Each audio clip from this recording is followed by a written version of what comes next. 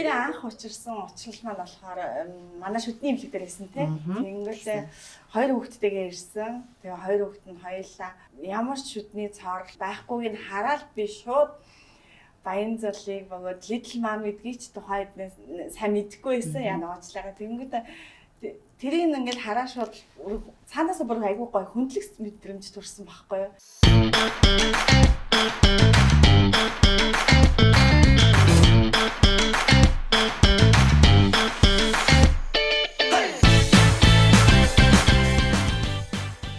Хүүхдийн шүднийхээ арчилгааны талаар бас нэлээд өнөөдөр яриад өгөө.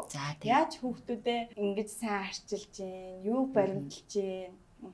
За, юуны өмнө ямар ч намайг энэ гоё подкастад урьж оролцуулсан танаа хамт олон маш их баярлаа гэж хэлмээр байна. Тэгээд гэртээ хүүхдүүдэд харж байгаа ээжийн хувьд бол яг энэ талаар ингээ ярих гад ингээ хүнд зочин болоод энэ ирээ суудсан байгаа нь миний хувьд л айгүй гоё нэр төрийн хэрэг байна. За, тэгээд бид гурвын шүд арчилгааны одоо нууц гэдэг юм бол бараг байхгүй шүү дээ. Ерөнхийдөө л өглөө басаал шүдийг нугааж өгнө, орой ундахт нь шүдийг нугааж өгнө. Тэгээ гол нь би хүүхдүүдийнхээ шүдийг өөрөө гартаж угааж өгдөг. Ийм юм аягүй их байдаг. Одоо ингээ манай хүү чинь 6 хүрэх гэж байна те. Тэнгүүл хүмүүс өөрөөр нь шүдээ нугаалга, биеийн даалга малга гэдэг байхгүй уучлаарай. Шүдээ угаад бие даачдаг бол нэрээ хүн болгоны шүдийг нугаалгаал биеийн даалгаж штэ те. Дэлхийн эрүүл мэндийн байгууллагаас тэр чинь бүр ингээ гаргацсан. Хүүхдийг 7 нас хүртэл нь ээж нь шүдийн заавал ээж биш аав нь ч юм уу те том хүн шүдийг нугааж өгөх ёстой гэдэг тийм юм байдаг. Тийм болохоор яг тэрнийхээ дагуу бол шүдийг маш сайн угааж өгдөг. Тэгэл одоо дий зэрэгтэй явж байгаа болов 3 сар тутамд нэрээ шүдний хэмжээ заавал үзүүлдэг. Одоо хорхоотойгүйсэн ч үзүүлдэг. Тэгээд шүдийг үзүүлээд хянуулаад яаж нээж ийн гэдгийг эмчээсээ заавар зөвлөгөөгөө аваад тэгээ ерөнхийдөө явдаг бид гурав.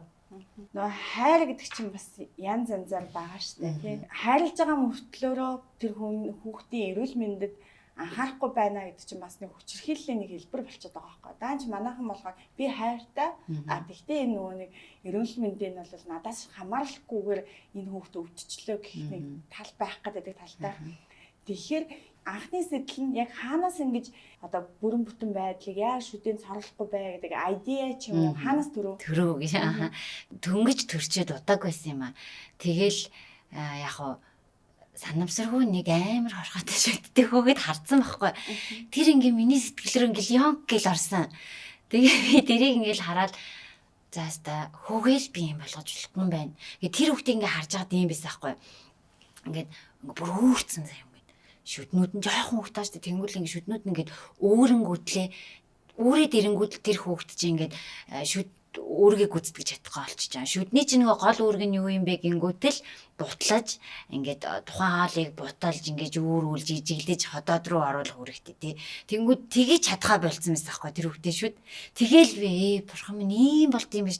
Өмнө нь ерөөсөө тэгж хүүхдийн шүд би харж байгаагүй байхгүй.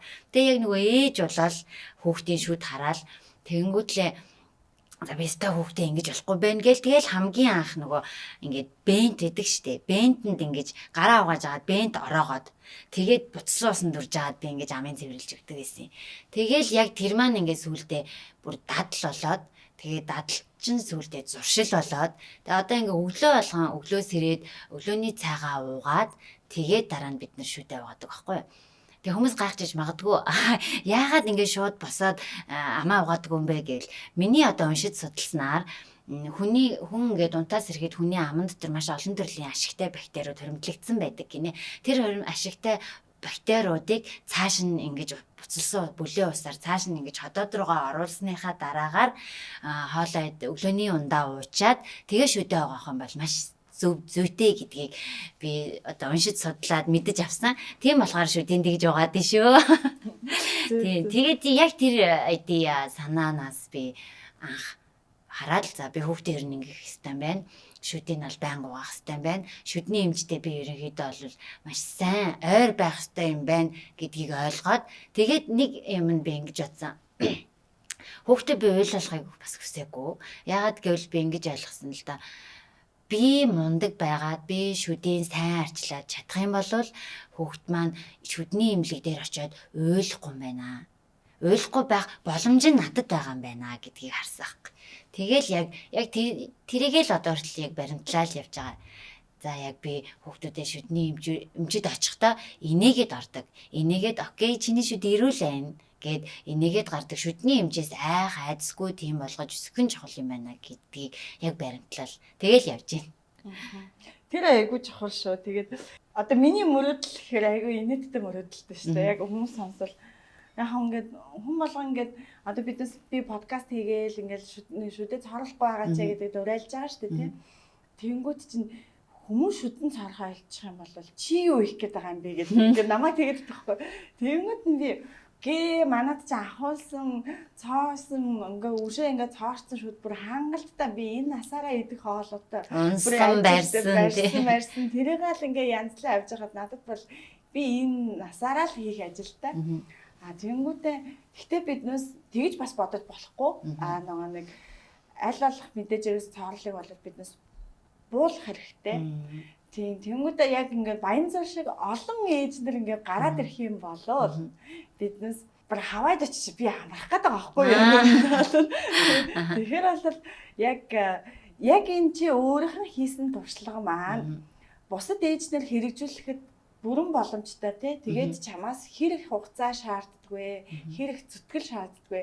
Тийм одоо дааж давшгүй юм уу? Чи нэг тэрийг яриад үзлээ хөө.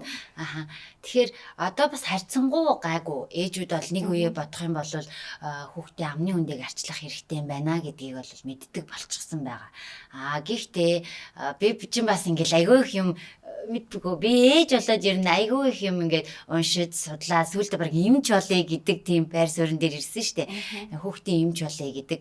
Тэгээ ингээ уншиж судлаад ингээд явж байхад яг хуу одоо хамгийн сүүлийн үеийн судалгаагаар бол 0-оос 2 насны хүүхдүүд бол 80 бараг 80% шүдний цааралтай байна. Тэгээд эргээд харангууд бас л болоогүй байгаа байхгүй.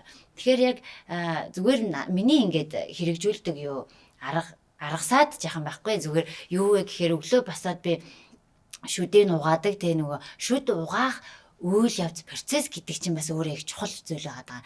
Тэрийг бас хүмүүс ээжүүд бас нэг төдийлэн сайн мэддэггүй баха гэж би харсан. Энэ бол жоохон одоо сонсож байна. Тэгтээ нөгөө яг үйлдэл дээр хэрэгжүүлэхгүй байгаа нь жоохон их юм болов. Тий. Ерөнхийдөө мэдчихэж байгаа. Тий. Өглөө босоод ерөнхийдөө бол бүр нэрээ яаж ч байсан шүдийг угаалга гэдэг тийм зарчимтай миний хувьд бол. За тэгээ өглөө шүдийг угаахдаа яаж угаах вэ гэвэл эмчит хүмүүс үзүүлэхдээ те ингээ хагас байрлалаар дээшээ хараад хөвтдөг штэ. Тэг яг тэр байрлалаар дээшээ харж хөвтлээ. Тэгэнгүүтлээ ээж нь ингээд дээрээс нь яг эмчийг харлаа. Тэгээд шүдийн нөгөө нэг доошоо дээрээс доошоо доороос дээшээ чиглэлтэй ингээд шүдийн угаан тэгээд шүдний нөгөө араанууд их бага араануудыг юм тойрог хэлбрээр угаан за тэгээ угаага болчлаа гэж бодд юм шиг. Тэнгүүд л уучлаарай дуусах болоогүй гэдэг байхгүй. Юу гингүүд л бидний дээд доод уруулны дотор тал гэж байна, завж байна, тагнаа байна, хил байна гэх нөгөө амны хүндий чинь ингээд маш олон зүйлээс бүтэж байгаа байхгүй. Тэгэхээр шүдээ угаачаад тагнаагаа үлдээчих юм бол тэр тагнаан дээрээсэн одоо нөгөө сүүний хүчлүүд гэж байдаг бол тэр нь ингээд үлдээд нөгөө цоорлыг маань үүсгэхэд гол үндэс болж юм. Тэгээ нөгөө дээд уруулын маань дотор тал бол дээд доод уруулын дотор талыг маш сайн угааж авахгүй бол бас тэнд чинь нөгөө нэм бактериуд үржээд шүд цоорох одоо үндсийг бий болгоод идэг байхгүй. Тэгэхээр ерөнхийдөө нөгөө амны үндийг ингээ бүхэлд нь тэр чигт нь ингэж угаах ёстой л гэж хэлмээр байгаад байна. Миний бодлоор. Тэгээ бас нөгөө миний нэг юу яадаг бол хүүхэд хэмж мэдээж чихэр идэж штэ тий. Тэгэхээр би бол хоёртой чихэр идүүлдэг. Нэг идүүлдэг гэж бол ярих хэлэхгүй. Яг манай хоёр чихэр иддгээрээ иддэг. Гол нь яг чихрээ идчихэд араас нь шүдээ угаадаг. Хэрвээ угаах боломжгүй ингээ нөхцөл байна штэ тий. Тэр үед заавал усуулгадаг араас нь. За бүр усуух боломжгүй байгаад ах юм бол алим идүүлдэг. Алим яагаад гэвэл бас хүний шүдийг цэвэрлдэг учраас. Тэгээ энэ гурван аргыг би нэрээ хэрэгжүүлдэг юм байна. Тэгэл ерөөхдөө шүдний угаалт маш сайн угаах. Тэгээ гол нь нэрээ 3 сар тутамд шүдний эмчтэй хянуулж авах нь бас амар чухал. Тий, яг оноо. Хянуул нэг цоорчхоор нь очих биш. Цоорхоос өмнө очих нь хамгийн чухал байдаг тий. За. тэгвэл одоо эцэг эхчүүдийн дунд нэг хөхтийн сүний цоорл гэдэг бидээс бас ингээл нөө подкаст хийж хахад ингээл Брангахны доктор профессор үнийг ч авчираад бидээс ярьж л байгаа л да тий. Тэг ингээ хөхтийн сүний цоорл гэдэг маань байдгуумаа. Энэ бол зүгээр шүү дугаалттай холбоотой юм аа гэд. За тэгэнгүүтээ чамдлуу мэдээж яг сошиалаар чи хөхтийн сүний цоорлын талаар бас нэлээ ярьдэн шүү дээ. Тэгэхээр тэнийхэн талаар нэг жоохон нэлээрүүлээд яриад үзтгүй.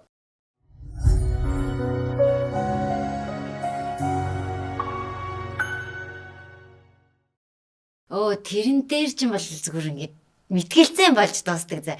Ингээд би бол ингээд хөхний сүний цорл гэж байхгүй гээл тэнгүүл манай эмч байдаг гэсэн. Байх ёстой байдаг юм аа. Би бол хүүхдийнхаа шүдийг бүр үнэхээр сайн угаадаг. Гэтэл ингээд шүдэн цорсон байна. Тэг эмчтэй үзүүлсэн чинь шүдний цорлоос болсон. Сүүний хөхний сүнээс болсон гэсэн байна. Гээл тэгдэг байхгүй. Тэгэнгүүт би ингээд боддیں۔ Тэр ихийн ариун цагаан сүү яагаад хүүхдийн шүдийг цооруулах хэмжээнд хүрч ба гэдэг чинь бас амар сонирн байгаад. Тэгээ би чи одоогоор манай охин чинь мэмэддэг. Одоо манай охин чинь 2 6 7 сартай. 7 сартай. Тий. Одоо хүртэл мэмэддэг. Хүүхдийн сүү чинь бол сайн штэ. Тий штэ. Эмчнэр ч гэсэн зөвлөдөө штэ. Аль болох хүүхдийн сүүгээр оруулаач. Ямар ч нэмэлт бүтээгдэхүүн ихийн сүг орлож чадахгүй шүү гэдэг тий. Тэнгүүд л чи одоо ингээд сүүлийн үед нөгөө ихийн сүг чинь ад үзэл тий. Шүдийг ингээд тэгээд ингээ. Би тэрэн дээр ингээд одоо хүртэл бас тэгвэл би зөвл ботсон юм байна. Одоо хүртэл санал нийлдэг байхгүй. Яагаад тэгэхээр эн чинь надад бодит 2 туршлага миний үүдээс ингээ хараа бийж штт тий. Ээжээ цаардгүй маа гэдэг байж байгаа байхгүй. Тэнгүүд би бас хүмүүст юу гэж хэлмээр идэх юм гэхээр хөхний сүнээс ингээд үүдэн шүднүүдийн цооролт үүсдэгэ гэдэг аахгүй. Тэгэнгүүт л миний бодлоор үгүй ээ. Яагаад гэвэл та нар муу угаасан байна гэж би боддог. Яагаад муу угааж юм бэ? Би ингээл баг өдрийн баг 3 4 угаадаг. Тэгж яхад л цоороод энэ би муу угаасан үндэслэл байхгүй гэл те. Тэгэхээр яг л нөгөө нэг дээд доод уруулны дотор тал завж энтрийг нөгөө бүрэнгүүц дугаагаагүйгээс болоод амны хичнээн шүдэ угаасан ч гэсэн амны үндэд нөгөө сүүн хүчил гэдэг сүү чи өөрөө нөгөө юм сахардаг амттай зүйл байгаа шүү дээ. Тэр ингээ хүчлүүд ингэж удаан хугацаагаар хуримтлагдсны үндсэн дээрээс тэр шүдийг идж байгаамаа. Одоо зөвхөн одоо чихэр жимс энтернэд эдсээр агаад ингээ хуримтлагдаад тэрийг ингээ цэвэрлэхгүй байгаад шүү дээ. Тэгэхээр удаан хугацаанд хуримтлагдаад тэрийг цооруулж байгаамаа гэдгийг мэдгүй л нөгөө нэг мөө ээжийн сүрүүд чихээд байгаа байхгүй. Тэгсэн чинь тэр маань яг үндэ бол тийм биш байхгүй юу? Хамтдаа унддаггүй таа. Тэг хамтдаа ундахаар чи мэдээж зэрэг хөхөлт нь бол нэлээ удаан байна гэсэн үг шүү дээ. Шөний мэдлэлт бол бүр амар штэ бит хоёрын. Ямар санда би бүр өчигдөр ингээ шүн ингээ хөөхт мэддэг чи ингээ унтаад байгаа юм шиг сэрүүн байгаа юм шиг байгаад иддэг штэ. Яг үнэ. Тэгээ би бүр яг өчигдөр тэгчихсэн байхгүй. Йоо за би бүр нэг зомби шиг болчихлаа гэд. Тэгэнгүүт л чим манай хоёрынх эдэлт шүний эдэлт бол амар байгаад байгаа байхгүй. Гэтэл шүднүүд нь одоо нэг ч цаараагүй байна. Тийм болохоор би бол яаж ч утсан тэр ээжийн хөхний сүнээс олж хүүхдийн шүд цаардгоо гэдэг дээр бол 100% эсрэг байр суурьтай зогсож исэн. Одоо ч гэсэн тиймэрээ л байгаа. Тэгээ ээжүүдээс хандаж хэлэхэд тийм юм бол байдгүй маа. Та нар маань зүгээр шүднийхаа угаалтыг бас илүү сайн болгоод чихэр ингээд их иддэг бол тэр чихрийн нөгөө хэрэгцээг нь бас хянаад тэгээ гол нь нөгөө чихэр идэж уусан бол амттай зүйл идэж уусан бол заавал араас нь ус уулгах эсвэл алин мэдүүлэх шүдийг угаах гэдэг тийм арга хэмжээнүүдийг авч агараа л гэж хэлмээр шин. За одоо ингээ өөрөө чинь хүүхдүүд ингээд огт ингээ шүд цаараагүй шүү дээ. За тэгэхээр ямар даваа талууд үүсчихэд жишээлбэл эмнэлэг дээр одоо яг хянуулаад яг явдгаараа явж гин. Гэхдээ тэрнээсээ гадна бас даваа талууд бас байгаа шүү дээ. Тэрийг нэг дуртаад өгөөч дээ хөө. За хамгийн түрүүнд хийх бол санхүүгийн хувьд бол маш их хэмнэлттэй байж чадж байгаа. Тэрийг би яаж анх мэдсэн бэ гэнгүүт би ч нөгөө нэг аягүй тийм лаг шүдтэй хөвгт байгаагүй. Яг лаг гэдэг нь нөгөө надад бол ганц хоёр хорхой байсан. Тийм хөвгтээс аахгүй. Тэгэнгүүт одоо ингээд юу 2003 2004 ингээл жил ирэх тусам шүдний одоо энэ өртөг гэдэг юм уу аюу өндөр болоод байгаа байхгүй тий. Бидрийг ингээл жоохон байхад бол за нэг шүд одоо хідээрч ломддог гэсэн. 10,000 ч юм уу тий байсан бол одоо нэг шүд бол дор хаяж нэг 35 45-ын хооронд ламбддаг. За тэгээл чулуу төөх ингээл асуудлууд үүсэж байгаа. За хүүхдүүдийн хувьд болох юм бол за шүдэнд цоорол явагдаж байна гэх юм бол хар төрхлийг төрхиж байна тий. За бүр цоороод нэг нь тавралгүй болсон шүдийг бол сувгийн эмчилгээнд орж ийн. За сувгийн эмчилгээ нэг шүдэнд гэх юм бол бас хөөрхөн хитэн би яг үндэ бол нарийн үнийг мэдгүй байна. Яа тэгвэл би нөгөө сувгийн эмчилгээнд оруулж үзээгүй болохоор тэгээ ямар ч байсан ингээ хүмүүсийн ингээ аман яриа ингээ сонсонгууд л нэг хүүхдүүдийн хаш нэгнийх нь шүдийг үзүүлж 200,000 болсон шүү дээ. Гэл тэгдэг байхгүй. Тэнгүүд миний хувьд яаж ийн вэ гэхээр тэр чинь нэг удаагийн үйлчлэгээ авахд 200 болж байгаа байхгүй. Тэнгүүд сувгийн эмчилгээ чи 2-3 удаа очиж байгаа шүү дээ. Тэнгүүд ингээд 600 болчихжин тий. Тэнгүүд би 3 сардаа шүдний эмнэлэг дээр би нэг л удаа очдог. Нэг л удаа очихдаа би 40,000 төгрөгөөр фотор төрхлөхийн төрхүүлдэг. Хоёр хүүхдийнх маань нийлээд 80,000 олдог. Тэнгүүд нэг удаагийн тэр сувгийн эмчилгээ хийлэгдэг үнийн дөнгөний 50% ч хүрэхгүй байгаад. Тэнгүүд миний санхуд ийм гоё хэмнэлттэй болж ирсэн. Тэгэхээр би маш гоё санхүүтэй хэмнэлттэй ээж юм байна гэж бас өөрийгөө дотроо бас батсан. Тэгээ хоёр дэх юм бол юу хүүхдүүд маань шүдний эмчээс нөгөө айх айдсгүй ингээд шүдний эмнэлэг орё гэхээр тийл да гэдэг манай хоёр. Ой бараг л надаа шаар өгөх болов надаа ингэх болов гэдэг хизээч миний шүд хорхоо идсэн миний шүдийг ингэж өрөмдөх болов амар өвдөх болов гэдэг айцыг бол мэдгүй. Одоо хоёр ингээд шүдний эмч дээр очихаар шүд өвддөг гэж тийм юм мэддэггүй. Тэгэхээр нөгөө манай хоёр хүүхд бол шүдний эмчийг амар аз жаргалтай хүн дээр очих чи гэж хүлээж авдаг. Тийм. Наад чи айгүй чухал байхгүй юу? Одоо нөгөө нэг сэтгэл зүйн траума ялангуяа нөгөө нэг за мэдээж шүдний эмч дээр ингээд одоо нэг сувагт орох ч юм уу эмчилгээ хийхдээ ингээд болцсон байлаад ирлээ гингүүд чинь биднээс за ядаж эмчилгээ хийхгүй тул биднээс эхний ээлжинд тариа тарих хэрэгтэй болно тийм. За биднээс өөрснөө нэгэн коронагийн вакцины тариулахад яалаа да тэгээд нөгөө нэг бойл руу тариа орчихсан эвгүүш нэг шар гэж хардаг штэ. Би ч одоо айдаг яг үндэ. Яг үндэ бол биднээс ч бид шүдний эмчнээс ч гэсэн эцүү эвгүй байдаг. Тэнгүүд чинь хүүхдүүдийн нөгөө нэг яг ингээд үүссэн траума тэгээ шүдний эмчээс айх тэр айдсын траума бол айгүй амар ахгүй. Тэгэхээр тэрүүн дээр бол чи айгүй зөв менежмент хийж байгаа бас. Тэгээд нөгөө нэг уул нь бол хөрхий шүдний эмчнэр чи мангасууд биш шүү дээ. Зүгээр л одоо нөгөө эмчилж байгаа эмчтэр л ахгүй. Тэгээд амны хөндийг маань эрүүлжүүлж өгж байгаа л ачтан л байхгүй юу. Тэгээд нөгөө нэг за тэгвэл одоо ингээ хүүхдийн ингээд шүдийг эрүүл байлгасны үндсэндээ хүүхдийн зөвхөн энгийн ханиад жишээлбэл өвчлөл хэр байна? Чи юу гэж бодож байна?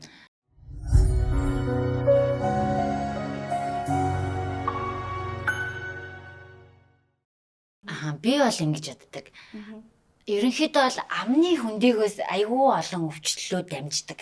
Жишээлбэл хамгийн наадахын өвчин бол хоолойны ангийн юм байна шүү дээ. Хоолой өвдсөн хүний хоолой болвол халдварладаг хоолой өвчин тий. Одоо миний хоолой өвдсөн байлаа гэхэд би одоо нөгөө сой зай ойрхон тавьдаг ч юм уу тий хүүхдтэйгээ сой зай ойрхон тавилаа гэхэд хүүхдийн хоолойд өвдөх магадлал амар өндөр байхгүй. Тэр болгон дээр би ач холбогдол өгчээдэг. Яагаад гэх юм бол би угаасаа жоохон сүртэйлтэй хүмүүс амар жоохон сүртэй ээж гэж ярьдаг. Гэхдээ тэр нь ингээд өөрөө би цаанаасаа хийхийг хүсдэг миний үйлдэлүүд байхгүй. Яагаад тэгэхээр би хүүхдүүдтэй амны хөндийг нэрүүл байлгачих юм бол би маш олон өвчлөлүүдээс урьдчилан сэргийлж чадах юм байна гэдгийг мэддэг болсон. Тэгээд миний амны хөндий эрүүл байж иж хүүхдүүдийн маань бас амны хөндий эрүүл байх юм байна гэдгийг ингээд мэдж байгаа байхгүй. Тэгэхээр ерөнхийдөө гэр бүл тэр чигтээ одоо эрүүл мэндийн хувьд аягүй сахилга баттай байх хэрэгтэй. Тийм. Тэгэж бодоод одоо жишээлбэл ханаад томооны үед хоолой өвдсөн үед бол би юу яадаг? Яг хуучин сайзаар нь угааж агаад тэгээ нэг ханаад идэглэн штэ. Тэнгүүд сайзан салдаг. Тэгэхгүй бол сайзан дээр наалзан юм бактери эргээд дахиад хүүхдийг өвдөх гээд идэг байхгүй. Яг зөв. Тэгэхээр тэр сайзыг солиод ингээ бүр хаяа. Тэгээд дахиад шинэ сайз аваад ерөнхийдөө сайзыг чинь 3 сар тутам солиодог. Зүгээр тэр хооронд хүүхэд ямар нэгэн халдварт тэр нэг хоолойны өвчин ханаад томоо хөрсөн болвол тэр сайзыг нь солих хэрэгтэй. Тэгжээж нөгөө бүрэн одоо гидсний халдвар ахаар бид нар нөгөө тоглож байгаа тоглоомнуудын бүгдийн содтой осон дуугаж ариутгахтай яг ижилхэнгээр сайзаач гэсэн эрүүл болохтой зэрэгцээ шин сайзаар угааж иж бидний нөгөө өвчлөл маань ингээ гаднаас орж ирж байгаа нэм бактери маань айгүй бага байдаг. Ерөнхийдөө амны хөндий эрүүл байхад бол тэгж боддог. Амны хүндэл эрүү байлаа гэхэд чиний дотгошоогоо ходоод эрүүл байх үндэс болж байгаа. Тийм. Ерөнхийдөө нөгөө юу ч ялах шүд эрүүл бол бие эрүүл гэдэг зүйлийг ингээд би яс ингэж баримтлалаа л явж байгаа.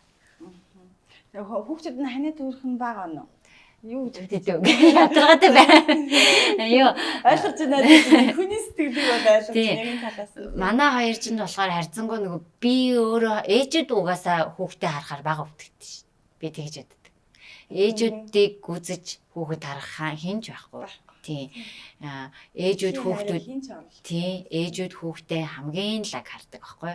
Тэгэхээр ганцхан би хүүхдүүдэд хараад манай хүүхдүүд бага өвдөд байгаа юм биш. Бүх ээжүүд ч гэсэн хүүхдүүдэд яг ингээ ажил хийхгүй те ингээд үнэхээр ингээ санхүү мөнгөний боломжийг нагаад хүүхдүүдэд яг яс гэртээ ингээ хараа судаг бол бүх хүүхдүүд ч гэсэн ингээ бага өвчлөх боломжтой ингэж чаддаг. За. Little mom маань ингээд хүүхдээ ингээ шүдэд угааж хахад яг ямар тохиолдолд шүдэн бүрэн угаагдсан бэ гэдэг тийм сэтгэл ханах, сэтгэл тайвшрах нэг мэдрэмж авдаг да тий. Яг яавал юу ядгүй шүдний шүднээр байгаа өнгөрийг нь яг яаж ялгаж яг энгийн нөхцөл, гэрийн нөхцөлдөө яаж ялгаж бүрэн угааж тэрийг нэг тайлбар. За. Тэгэхээр ямар ч хэсэн гэхдээ нэг юм хэлэх хэрэгтэй.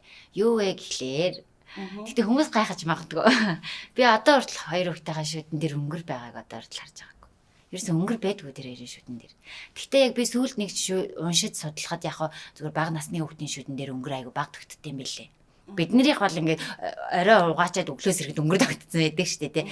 Тэнгүүл бага насны хүүхдийн хувьд бол өнгөр тогтох нь айгу бага байт юм билээ. Зүгээр өнгөр тогтоод илт ингээд миний нүдэнд харагдахаар өнгөр тогтоод ирэх юм бол яагаад энэ хүүхэд калц ууж байгаа юу? Нэмэлтээр ямар бүтээгдэхүүн ууж ийн? Тэр нэмэлт бүтээгдэхүүн шүдэнд ямар нэг өөрчлөлт өгж ийн үү гэж анхаарах хэрэгтэй. Хүүхдийн чинь шүдэн дээр ямар нэг нөгөө өнгөр тогтох юм бол эрүүл байгаа хүүхдийн эрүүл өсөж байгаа эрүүл хүүхдийн шүдэнд бол тэгэж айхтар ингээ харахад ингээд нүдээр харахад бол өнгөр харагдахгүй. Тийм. Тэгээд юу яаж угаахаар бүтэн угаасан юм шиг санагддаг вэ гэдгийг ярихын тулд ямар сайзаар угаадаг вэ гэдгийг эхлээд хэлэх хэрэгтэй болж байгаа байхгүй. Тэгэхээр ээжүүд бас мэддэг болсон байлээ сүүлийн үед харьцангуй нөгөө мэдээллүүд их болсон болохоор хүүхдийн шүдийг угаахдаа бид нар ч гэсэн үүдэн хоёр шүддэг ижил тэнцүү сайзаар шүдийг угаах хэрэгтэй. Тэгэхээр хүүхдийн үүдэн хоёр шүд гэж нэг иймхэн л хоёр юм байгаа шүү дээ тий. Тэгэхээр иймхэн сайзаар угаах хэрэгтэй. Тэгэхгүй ингээд гадуур зарагж идэг нэг ийм том сайз авчингууд тэд нар чи уучлаарай нөгөө арын нөгөө их араа бага араараа маань орж тэр жоохон амруу чинь тэр сайз орохгүй шүү дээ.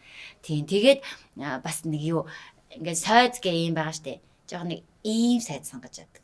Ийм сайз сонгож авангууд тэр ийм гэдгэр сайз чи арын нөгөө араа энтэрлээ орохдоо маш гоё орж өгдөг байхгүй. Сайн ингэж угаахад тус болдог.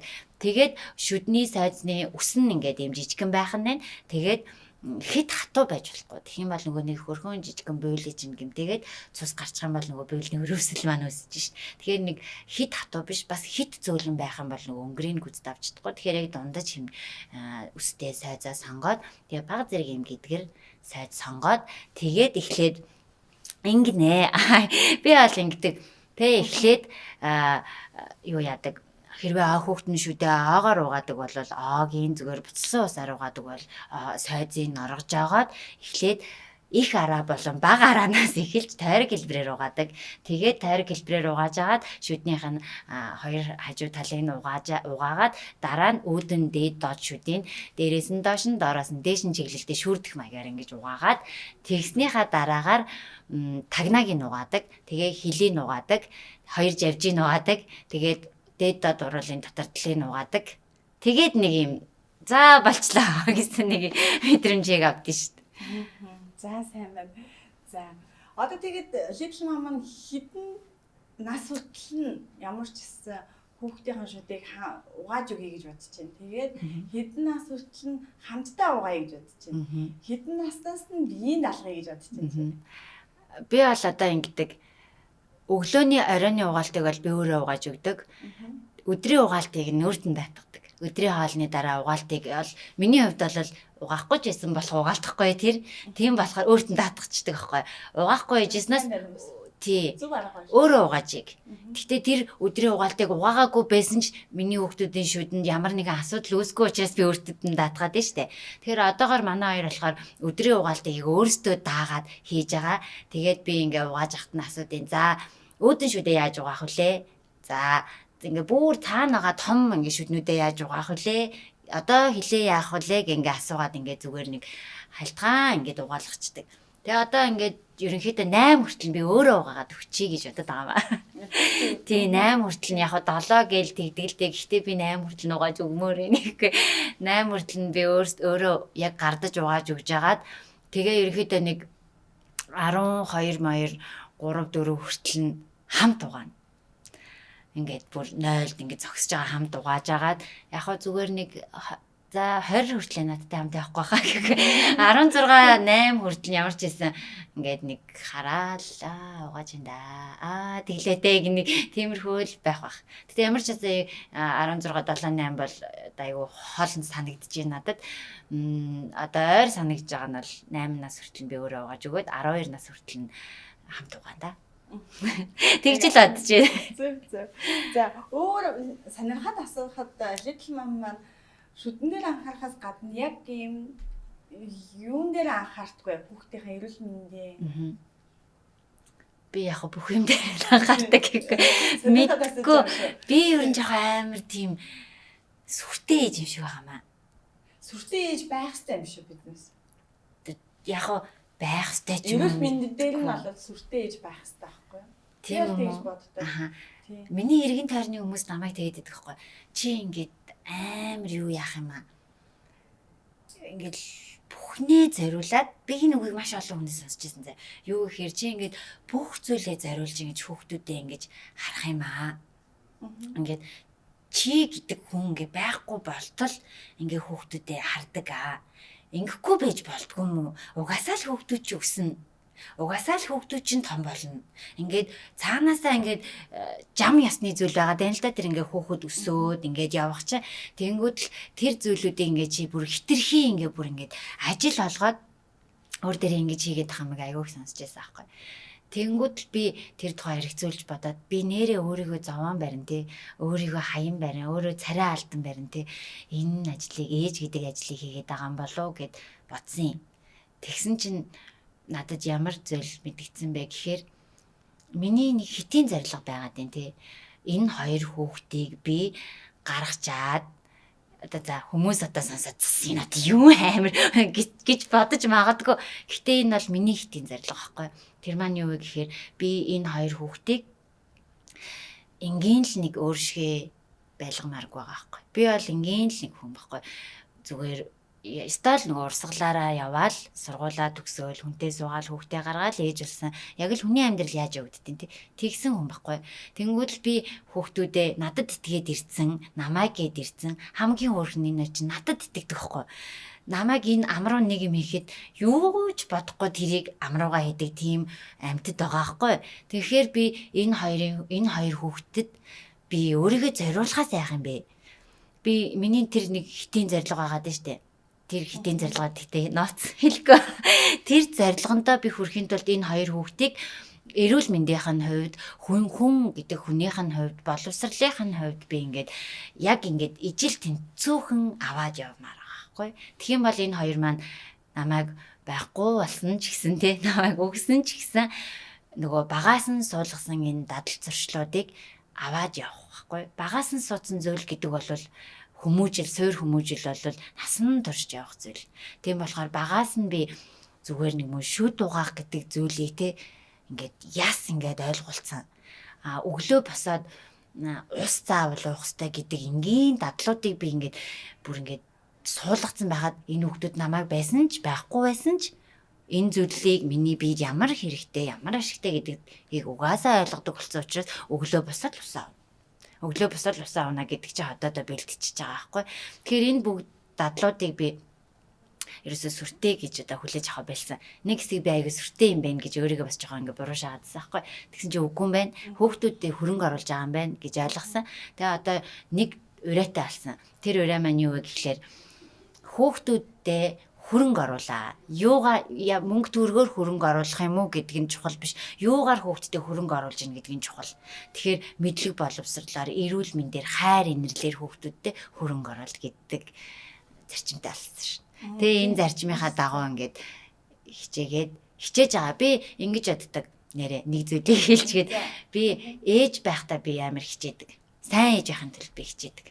Би зүгээр тэртээ тэргөө хүүхдүүд маань энэ миний ээж юм чиг намайг хайрлах нь тодорхой ч гэсэн би зүгээр амар хичээгээд амар сайн ээж байхыг хүсдэг.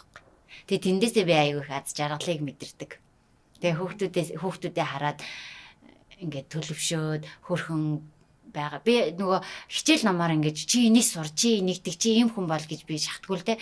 Зүгээр нөгөө нэг миний суулгаж өгж байгаа тэр ингээд дадлуудын хүүхдүүд маань энгийн амьдрал дээр байдаг. Энгийн дадлууд болгоос ингээд өөртөө ингээд авч байгаа надад маш гоё байдаг.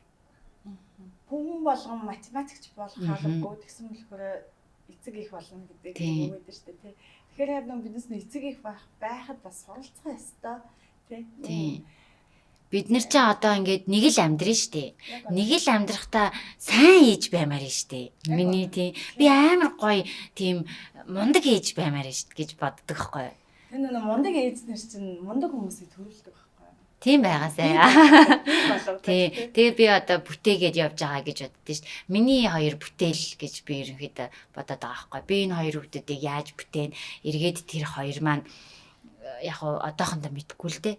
Гэхдээ надад баярлах байхаа. Тэр аюулж хүүхдүүдтэй хандлагын бол би нөгөө үзэж байхдаа нөгөө нэг анзаарсан. Бас нэг аюул хөөрхөн хандлагатай юм л. Одоо жишээлбэл чи нэг машинлогоо явчаад ирэгээд нэг хальт гарчаад ирэхэд хүүхд танаа хүүчин болохоор ихчээ тань намайг харж байгаараа гэдэг. Тэгсэн гэсэн. Өөрөө тэр хүн бас нэг юм хэлж байгаа дээ шүү дээ тий. Бас гэдэг айгүй хөөрхөн. Тэр бол айгүй зөв хандлага байхгүй юу тий. Тэр чинь өөрийгөө бас аваа явж байгаа тэр чадвар шүү дээ. Хин нэг намайг харахгүй бол би чинь жоохон хөвчөдэй гэдгээл мэдээд тах шиг. Тэр айгүй хөөрхөн байсан шүү тий. За манай Little Mom маань шүдний эмнэлэг дээр бүр тогтмол үзүүлдэг гэдэг аа шүү дээ тий. Тэр бол айгүй чухал. За шүдний эмнэлэгдээ тогтмол үзүүлэхдээ яг ямар эмчилгээ ч юм уу яг ямар одоо үйл ажиллагаа хийж байна. Эмчилгээ авч байна тий. Юу яадаг ерөнхийдөө бол хоёр хүүхдийнхаа эхлээд хамгийн түрүүнд нөгөө амны хүндээ эрүүл байгаа эсхийг шалгуулдаг. За энэ амны хүндээ эрүүл байна. Асуудалгүй байна гэх юм бол юу яадаг. Фоторт түрхлэг одоо нөгөө ээжүүдийн дунд амар их дэлгэрээд байгаа шүү дээ энэ чинь. Фоторт түрхлэг энэ маань яадаг вэ гэхээр нөгөө тий цагаан фотор түрхлэг. Энэ маань болохоор яадаг вэ гэхээр хүүхдийн шүдийг эрдэсжүүлж хорхой тоос хамгаалнаа гэдэг. Тэр түрхэлгээ түрхүүлдэг. Гэхдээ нэг зүйлийг ээжүүдэд сануулж хэлэхэд фотор түрхэлгээд 100% итгэж болохгүй. Яагаад гэвэл таны угаалт, таны хүүхдийн шүд арчилгаанаас бас 100% хамаарнаа. Тийм болохоор яг 3 сар тутамдаа одоо бид хэд бол 6 сар тутамдаа түрхүүлж байгаа. Яагаад тэгэхээр харьцангуй бас нөгөө намайг сайн угаад юм байна гэсэн. Сайн угаадаг болохоор 6 сар тутамдаа ирж иж олно гэсэн. Тэгээд энэ хугацаанд яг та угаасаа шүдийн сайн хардсан юм чинь шүднүүдийг харж агаад ямар нэгэн танд ингээ эвгүй санагдсан зүйл байх юм бол хүрээд ирж байгаарай. Эвгүй санагдсан зүйл байхгүй байх юм бол 6 сар дээрээ түрхэлгээ түрхүүлж байгаарай гэсэн. Тэгээд нэг зүйл байгаа. Хүүхдүүдийн шүдэж ингээд за одоо 4 сараас эхлээ шүдэлж эхэлдэг тий. Ингээд 4 сараас шүдэлж эхлээд ой 2 сар хүрээд ингээд нөгөө араанууд гарч ирээ. Тэгээ 2 нас хүрээд фоторт цагаан түрхлийг түрхүүлэх боломжтой болдог. Тэрнээс наан бол болдгоо шүү дээ тий. За тэгээ 2 наснаас хоошоо ингээд бид нэр 6 нас хүртэл хүүхдийн ингээд амандах шүднүүд ургаж дуусаад тэгээ эхнээсээ сүүн шүднүүд маань унж эхэлдэг тий. Тэнгүүл нэгхэн шүд байна. Хоёрхан шүдгүй дөрвөн шүд гэх юм. Дөрвөн шүд байна. Их хараа гэж нэрлэдэг байгаа. За тэр их энийг бас ээжүүд харьцангуй мэдгүй ээж магадгүй гэдэг үднээс би сануулъя гэж бодлоо. Тэр дөрвөн их хараа маань төрснөөс ахуулаад өхөн хөвгтөл насан турш маань хөөхттэй маань хамт явах ясан шүд шиг тийм шүдээ унахгүй гэсэн үг тий. Тэгэхээр тэр шүдийг маш их хайрлаж явах хэрэгтэй шүү гэж нөгөө шүдний эмч маань надад хэлсэн. Би бас өөрөө мэддэггүй байсан. Тэгээ шүдний эмч маань надад яг тэгж хэлээд за та одоо хөөхтийнхаа яг аль хэсэг дээр нь илүү анхаарах хэрэгтэй вэ гэх юм бол энэ их хараан дээр маш сайн анхаараарай. Ягаад гэвэл энэ нь ингээд дахиж ингэж урахгүй юм шүү дээ. Ингээд авлаа гэхэд энэ шүд ингээ хоосноороо зайнуулднэ гэд надад ингээ амар гүн юм амар мэдрэмж үлдээчих жаахгүй. Тэнгүүд л чинь би яагаад би тэгвэл одоо энэ шүдийг би яаж хамгаалах вэ? Тэгээ хамгийн гол нь нөгөө нэг хүүхдийн араа чи ингээд том хүмүүс бидрийг бодвол ийм амар хуйлтай. Тэгээ тэр хувил руу нэг юм орж гараа харагдахгүй. Тэгээ би чинь бүр юу яасан штэ. Сүүлд нөгөө нэг юм шүдний юм чи юм тойл аваад бүр тэгээ ингээ араануудыг ингэж харж мараад тэгэхгүй бол нэг л мэдгэднийг харцыг үсэлж зорж. Тийм болохоор арааг маш сайн хайрлаж явах хэрэгтэй. Тэгэнгүүтлээ би эмчээсээ асуугаад за би одоо яах хэрэгтэй юм? Энэ их арааг нь би яаж хайрлах хэрэгтэй юм гэсэн чинь за биднэрт бол ийм ломб байдаг. Эрүүл шүдийг юм хамгаалах ломб байдаг. Тэгээ та энэ их араанууд дээр энэ ломбнуудыг тэрхүүлж болно гэд. Тэгээ би нэрээ хүүгийнхаа одоо охин дээр бол тэрхүүлээгүй байгаа. Охин дургаагүй байгаа учраас тийм хүүд бол ургацсан. Тэгээд яг дөрүүлэнгийн ургаа дуусан гутал нь очоо сайхан ломб тавилсан. Тэгэнгүүт миний айдас ингээ амар багассан. Яагаад гэх юм бол тэр их арааг хорхоод болохгүй. Яагаад гэвэл ломбтой юм чинь. Тийм тэгээ зүгээр нөгөө хоёр талын нөгөө шүдний дотор тал гадна талаа л би сайн угаагаа явж явах юм бол хүүхдийн маань араа хорхоодохгүй тийм нэг даваа талтай. Тэгээ эмч надад тэрийг хэлсэн. Тэгэхээр ээжүүд маань бас хэрвээ 4-6 насны хүүхэдтэй байх юм бол яг одоо их араа нургаж байгаа хүүхэд байх юм бол яг энэ эмчилгээ үйлчилгээг аваарай гэж зөвлөмөр юм. Энэ бол амар бест.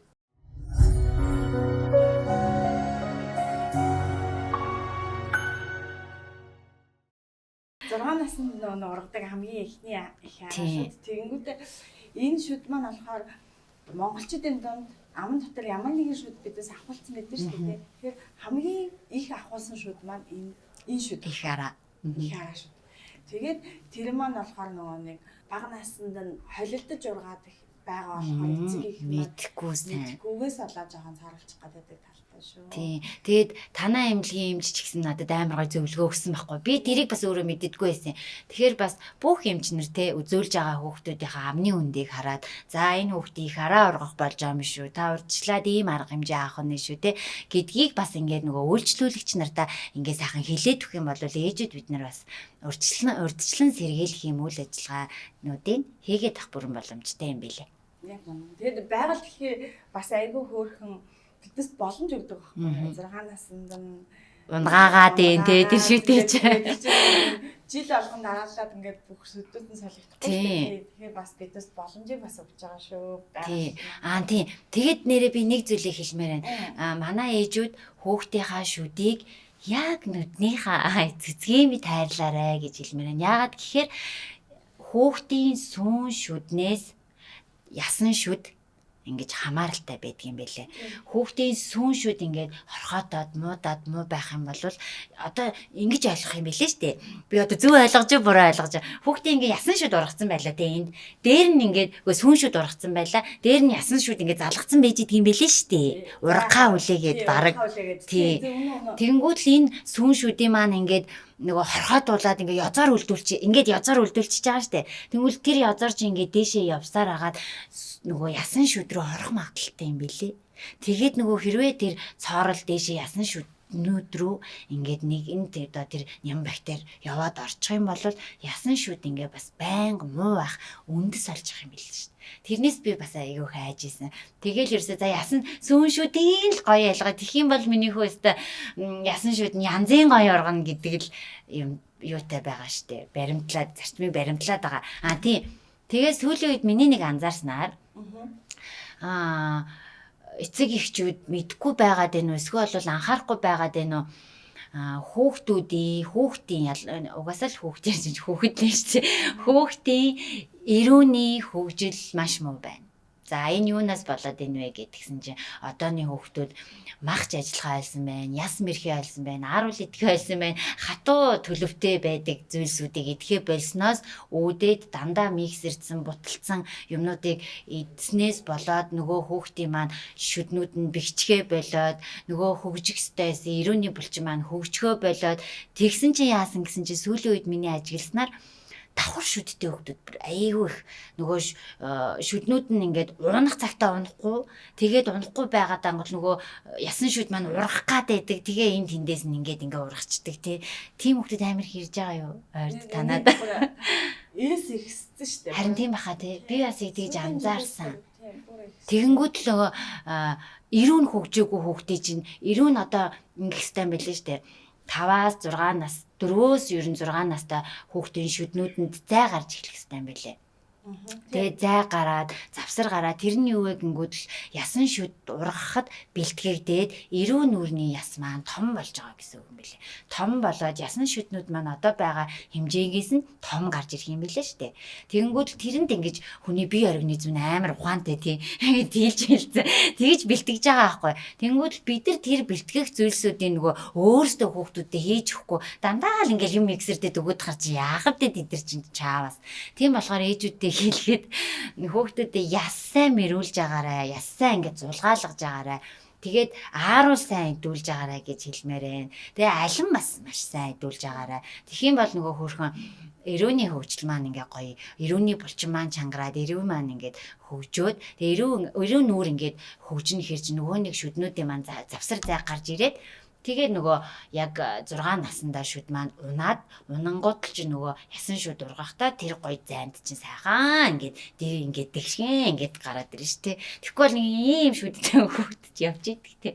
Тийм болохгүй үднээс бид нар одооноос л нөгөө нэг яс мэрх энгийн дадлуудыг байнга хэрэгжүүлж явах хэрэгтэй юм байлээ. Тийм. За Little Mom-да тэгээд Баянзалдаа баярлалаа. Тэгээд хүрэлцэн ирж өөрийнхөө эрүүл сайн тэгээд бас эрдэнэ номтой сайн хүүхд өсөж байгаа тэр маш том туршлагаасаа бас биднээс хуваалцаж тэ. Тэгээд энэ бас боломж нь бүх хүмүүс бас байгаа шүү гэдгийг бас өөрөө гэж үлэглэж үзүүлж байгаад маш их баярлалаа. Заавал хүүхдийн шүд нь одоо нөгөө нэг цоорохгүй байх нь шүдний юм чи хүүхд биш тэ. Бас ингээд ийм сайн эрэл хайгуулж, ийм сайн ээж байх, мундаг ээж байх бас болдсон биш үү гэдгийг үзэж аваад баярлалаа. Баярлалаа. Тэгээд ямар ч байсан намайг ийм мундаг шүдний юм чи ингээд тоогоод тий. За чиний хүүхдүүд ингээд болж ийна чи орооч гэд нэвтрүүлэгтээ урьж оролцуулсан. Танд бас маш их баярлалаа. Тэгээд цаашдынх нь ажил үйлсэд нь маш том амжилтыг хүсье. Баярлалаа. За баярлалаа.